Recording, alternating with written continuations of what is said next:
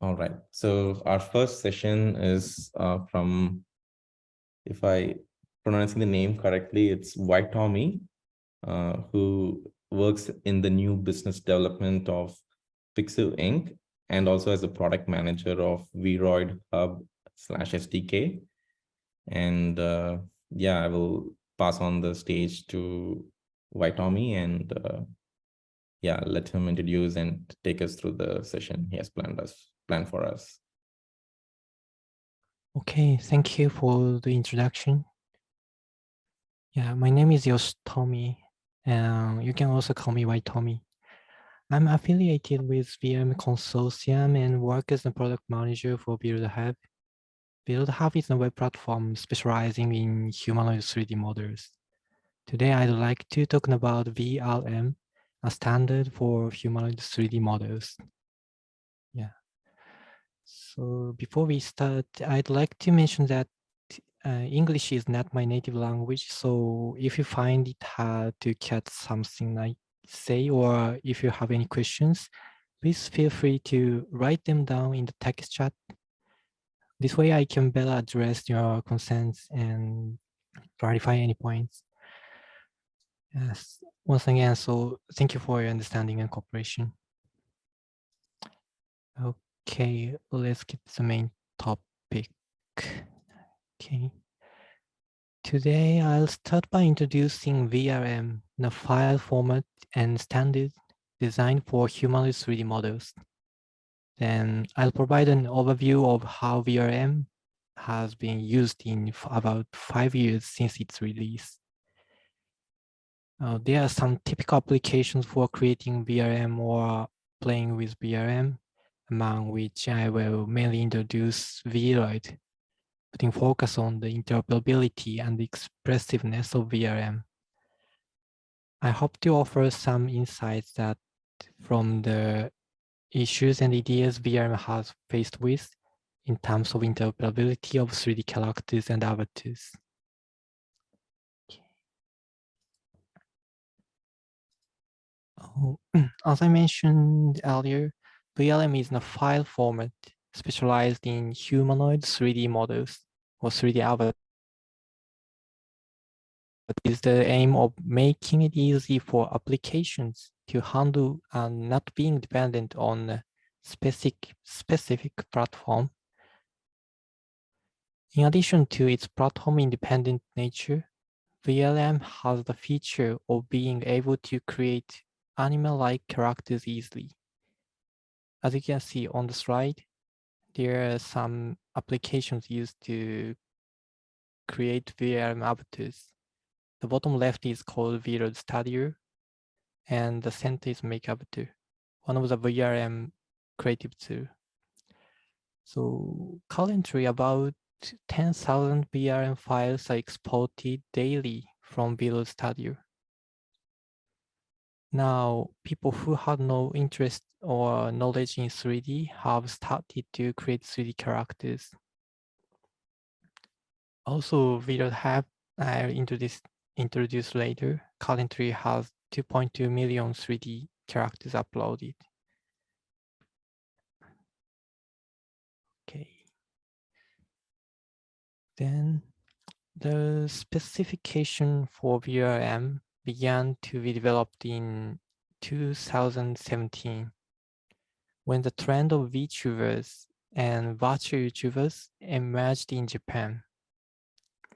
Virtual YouTuber is a YouTuber who uses models to stream like myself now. So,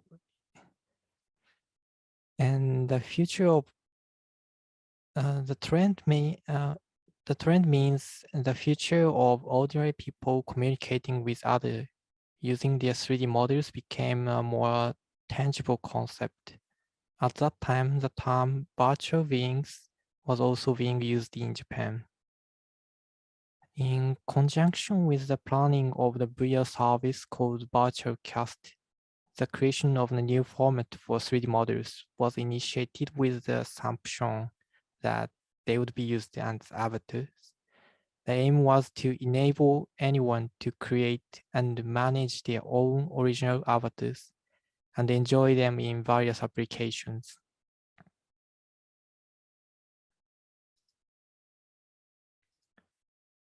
The core concept of VRM can be summarized into 3 main points.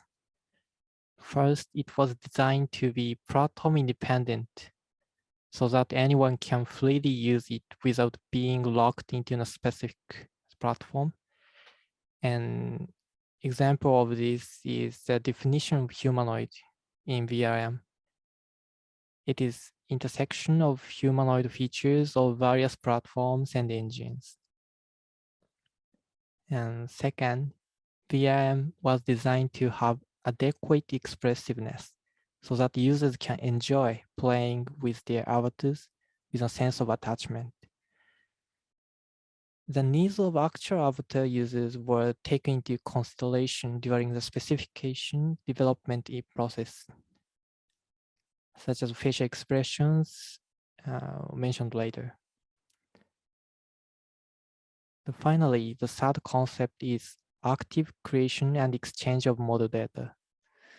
In order to encourage users to create and exchange their own models, a license file should be designed with the assumption that it will be used as an avatar. Okay, let's take a closer look at each concept. So first, about the platform independence aspect of VRM. It has an open specification and libraries for importing, exporting, editing, and controlling VRM have been publicly released for various engines. Okay, I'll post the URL in the chat window.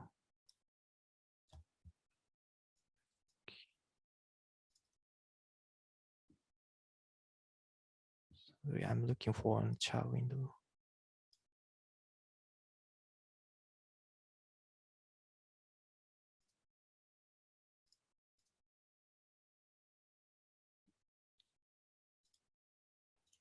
There will be a chat button on the bottom row, buttons on your Zoom window. Thank you.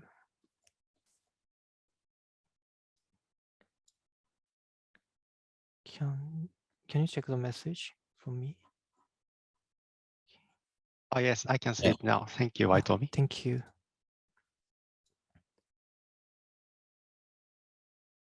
Okay, this is the example of the libraries for VRM. And the next about the expressiveness of VRM. So let me give you the 3 examples. First, facial expressions, controlling the avatar's expressions. In order to make a character look attractive, deformed expressions are often required. VRM allows for this by providing a set of facial expressions and emotions that are preset during modeling, and introduces a mechanism called blend shape proxy that can change expressions by receiving input from the application. You can even add expressions or bind them to material properties, making a wide range of expressions possible. So next is materials. VRM uses a non-photorealistic rendering shader called mToon that excels at animal-like expressions. So the difference is an image, the right bottom side.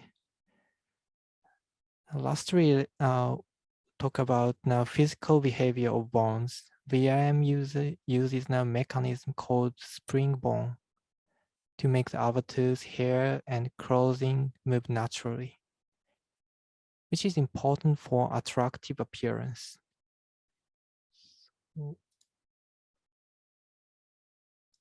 For example, like this. A long hair and skirt that sways and moves naturally.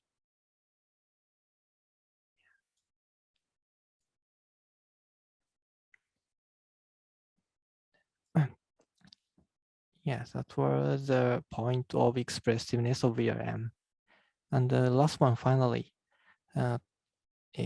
talking about license. VRM allows model creators to describe how their models can be used within the file itself using a specific format. By following this format, some potential issues between users can be resolved by the system. Applications can use these settings to restrict the use of models under certain conditions. For example, in a fighting game, it can check for violence use yes or no, and in case it says no, refuse to allow it to be used. And more, one of the unique features of VRM is that it defines whether or not the model can be used as an avatar. In other words, as a personal interface. Let me share VRM public license.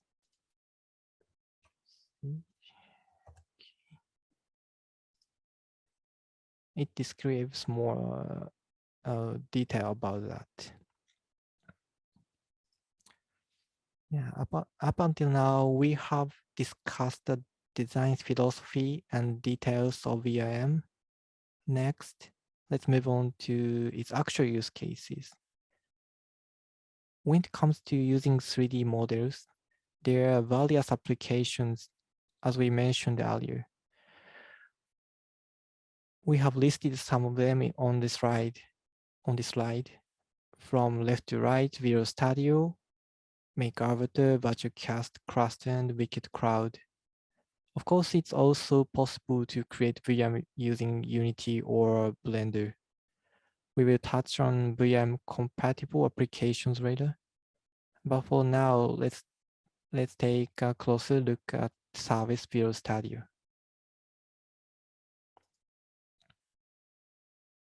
Okay, Visual Project is a set of services launched in 2018 that aims to provide solutions for creating, sharing, and playing VRM more easily. It includes Visual Studio, a tool that allows users to create 3D models, like drawing pictures. And the middle one, the Visual Hub, the web platform where users can share their VRM models in the browser. And Visual SDK, a tool that allows developers to create applications that can read VRM files easily. These services are designed to make it easier to use avatars in various of experiences. And while they are all VRM focused, the ecosystem is not closed. Of course, Visual Studio can export VRM files outside of Visual Studio, and models created outside of Visual Studio can also be uploaded to Visual Hub. And the ecosystem is not closed and open.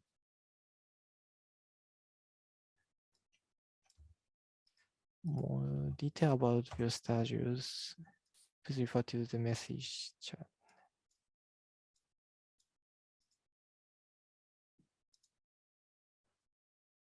Okay, as I mentioned earlier, so Visual Studio is a modeling tool for creating 3D avatars.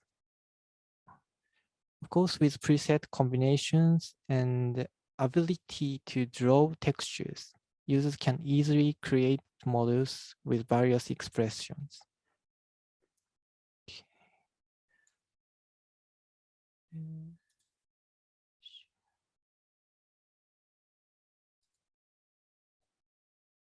Oh, yes, can you see the window? This is Visual Studio. You can take a brush and yes, like this. You can draw a line or pictures on 3D models itself and create clothes and hair and eye and face make.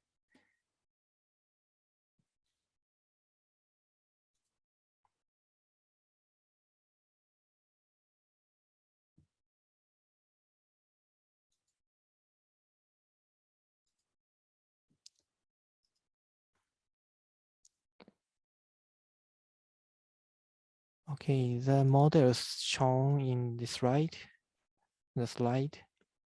were all created with Visual Studio, and many users who have experience drawing illustrations familiar with Visual Studio. The models created with Visual Studio can be freely used for any purpose by exporting them as VRM files, giving creators complete control over them. As I mentioned earlier, so as many as 10,000 VRM files are produced daily, as we've seen with Visual Studio. Okay. Next up is VRoid Hub, a web platform that specializes in VRM and allows you to preview VRM files in your browser, like this in browser. Let me share your model's URL.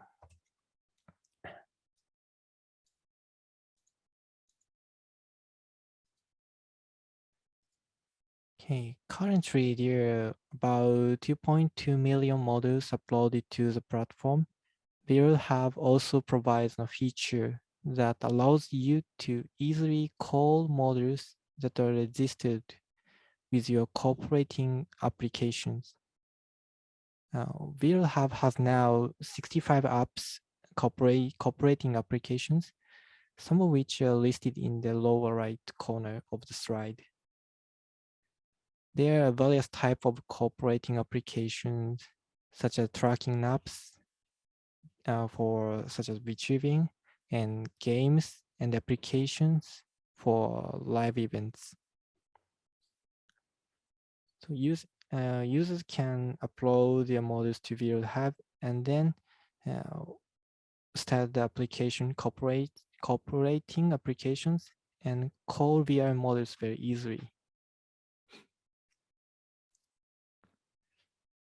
Yes, for example, last week a game called Passepartout 2 was released and also cooperates with Sony's tracking, motion capturing hardware, Mokopi application. As an unusual example, there is a tool called RPZ Maker Unite Character Converter, which converts 3D models VRM into sprites sheet for use in 2D games.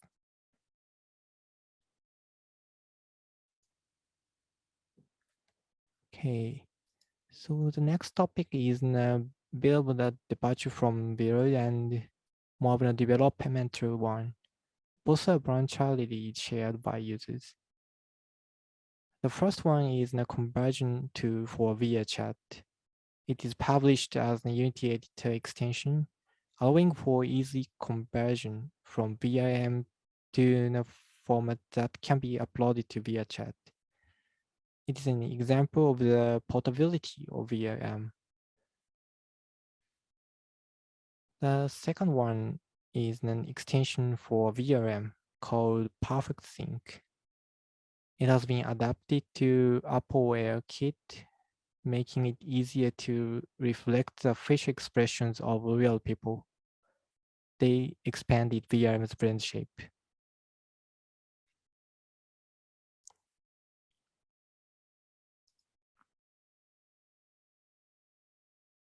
Now I finished introducing the use cases, but before we end, let's talk about the challenges that VRM currently faces. The first issue is the balance between interoperability and expressiveness. We prioritize whether users find the model attractive or interesting when using it for communication or play.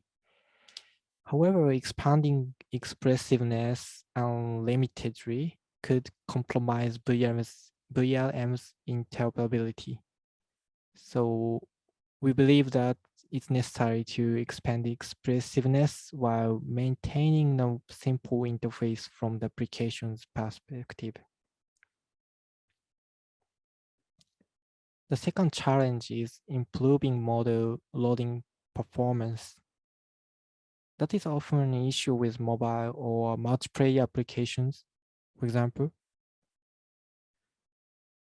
the SDK responds to these issues by implementing systems such as texture compression and changing the priority queue as the user moves, often in multiplayer applications.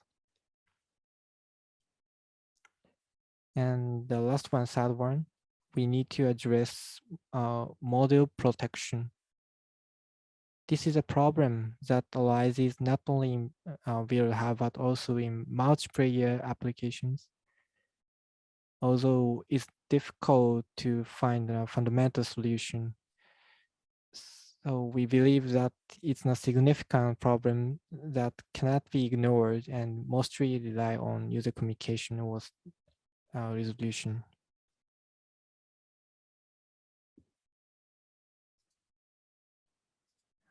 We have covered the design philosophy and implementation of VRM, as well as its use cases.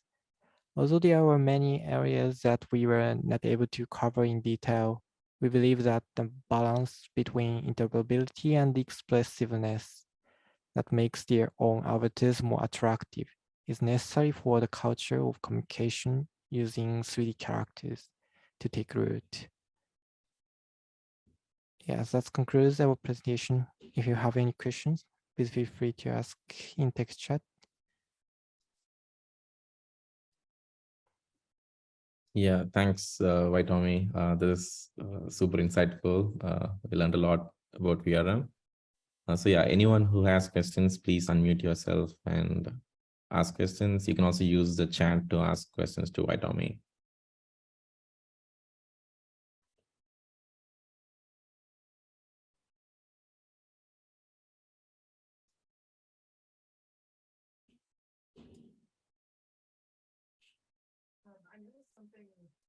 Yeah, I put it in chat. Oh, whoop, is the other hand, sorry. Oh, thank you. Yeah. So let's, so there's like multiple people raising hands. So I'll call one after the other. So the first question we have is like from Patrick. He asks like for the extensions to other platforms, were those created by VRM team or the platform company itself? Yeah, like the Blender and the other extensions to make it interoperable. Oh, so VRM's users community create the libraries and publish that. Okay, so Okay. if VRM spec changes, you guys will update the Yes. interface. Okay, thank you. Yeah, next we have Neil raising hand. So Neil, feel free to unmute and ask your question. Yep, thank you. That was a great presentation. My question is really representing the 3D formats, the GLTF working group at Kronos. Do you have any requirements for extending the functionality of GLTF to support advanced features in VRM, perhaps in the future or now? So now in VRM Consortium, we are discussing the VRM animation, so that the extent of the GLTF animation, and maybe now, so we don't discuss the requirements for GLTF, but after that, maybe something come up. So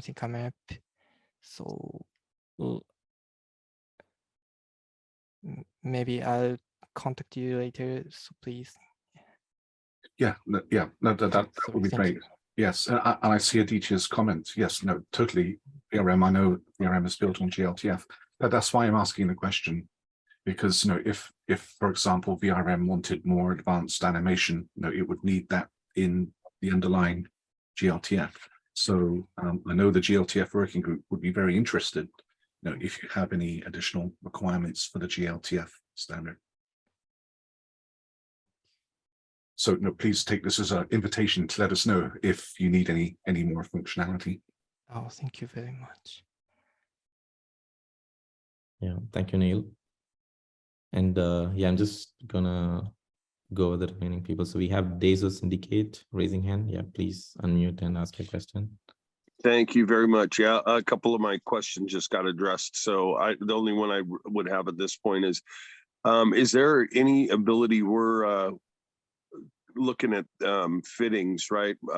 Avatar fittings for, and it may come up later because I know someone's coming in to talk about fashion stuff, but is there any plans to allow us to use scanning capabilities now to make the VRM identical and kind of like a clone so that they can fit into clothing and whatnot? Does that make sense what I'm asking? Sorry, please repeat the questions, please. Well, I know it's anime, so I'm wondering, is there any ability to clone? I need to know, like, if we're wanting, you know, shoulder width, neck size, waist, inseam on the legs, can you get that detailed with it? If we do the scanning of that, can we do any imports of that? Is there any of that capability now, or are you planning to have that available?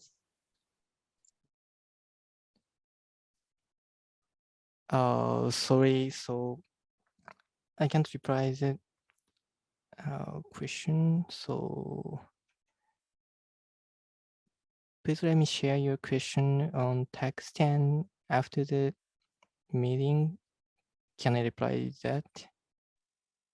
Yeah, that's fine. I'm basically just wanting to know if they can fit into clothing. I want the clothing to fit body parts. Are we going to be able to have that ability to do perfect fittings? Oh, okay. So we are also considering just changing clothes or fit. So depart from the avatar itself. But I'll now, elaborate in text. I don't want to slow down the room. I'll elaborate in text. Thank you. sorry, thanks. That's All right. okay. Thank you. Appreciate you. Great presentation. All right. Thank you, Deezer Syndicate. Yeah, just to clarify, Deezer Syndicate will post question in the chat. Also, I don't know if, like, how to refer you Deezer Syndicate by name. So yeah. You nailed it. You got it right. Okay. All right. So Ytomi will follow up offline to your question. So just to save time, we will move on to next speaker. I don't see any other raised hands. If you have questions, we will have water cooler at the end, so you can use that time to talk to Ytomi. So thank you again, Ytomi, for giving us a good, insightful session about VRM.